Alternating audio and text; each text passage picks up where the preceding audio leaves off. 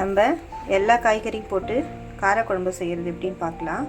Carrot, beans, உருளைக்கிழங்கு, அவரைக்காய், முருங்கைக்காய் வச்சுருக்கேன்.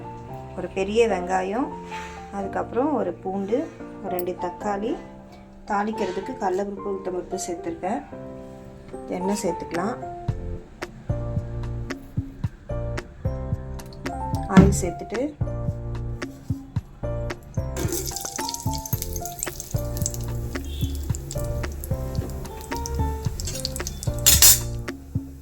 தாளிச்சிக்கலாம். இப்போது கருவேப்பிலை,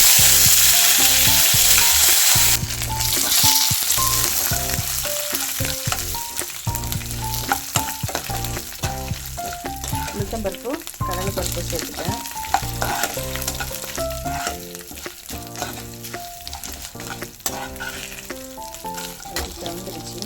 செவந்ததுக்கப்புறம் பூண்டு, வெங்காயம் சேர்த்துக்கலாம்.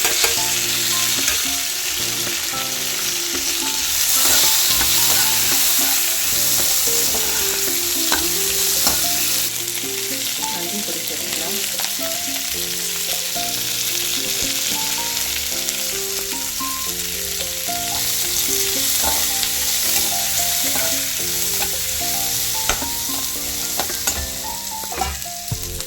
கட் பண்ணி வச்சுருக்க ஒவ்வொரு காய்கறியும் சேர்த்துக்கலாம்.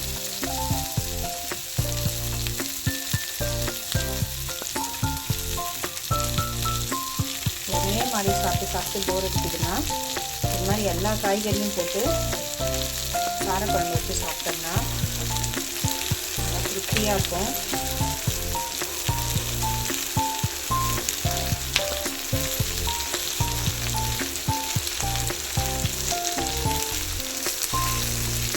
எல்லாத்துலேயும் ஒன்று எடுத்துருக்கேன்.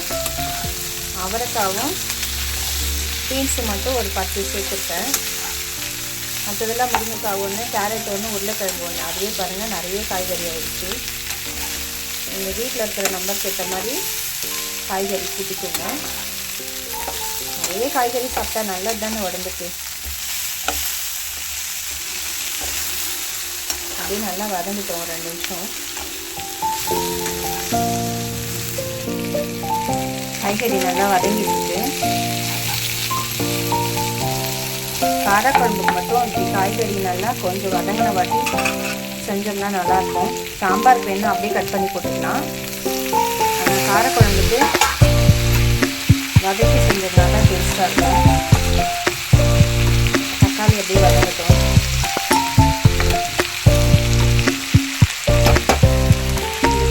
தேவையான உப்பு சேர்த்துக்கலாம்.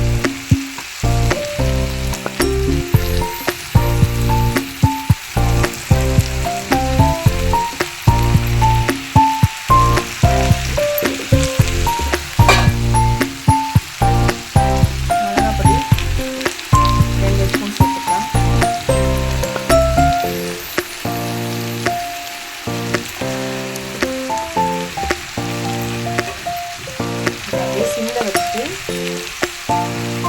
கொஞ்சம் நேரம் வதங்கிட்டோம். தக்காளி நல்லா குழஞ்சி வதங்குற அளவுக்கு கொஞ்சம் நேரம் சிம்மில் வச்சுக்கலாம். 2 நிமிஷம் வதங்கிட்டோம்.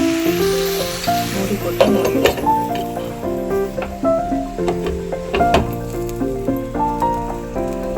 ஒரு சின்ன சைஸ் புளி சேர்த்துக்கலாம். புளி அப்படியே ஊறட்டும். காய் வதங்கின வாட்டி போட்டுக்கலாம்.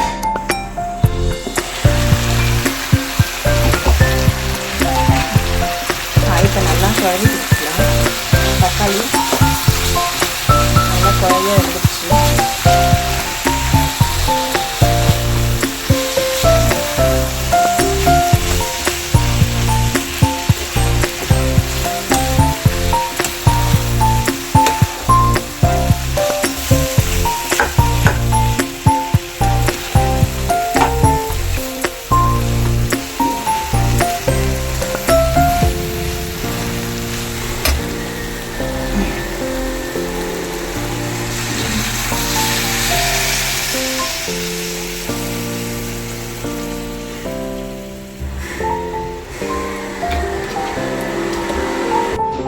இப்போ எப்படி இருக்குன்னு பார்க்கலாம்.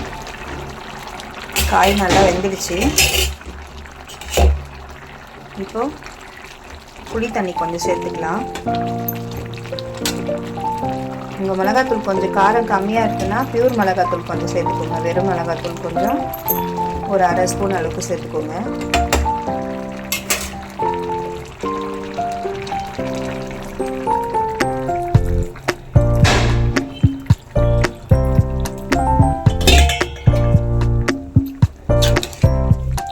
புளி தண்ணி சேர்த்துட்டேன். அப்படியே ஒரு 5 நிமிஷம் நல்லா கொதிக்கிட்டோம். கொதிச்சா திக்காயிடும். நமக்கு காரக்குழம்பு ரெடி.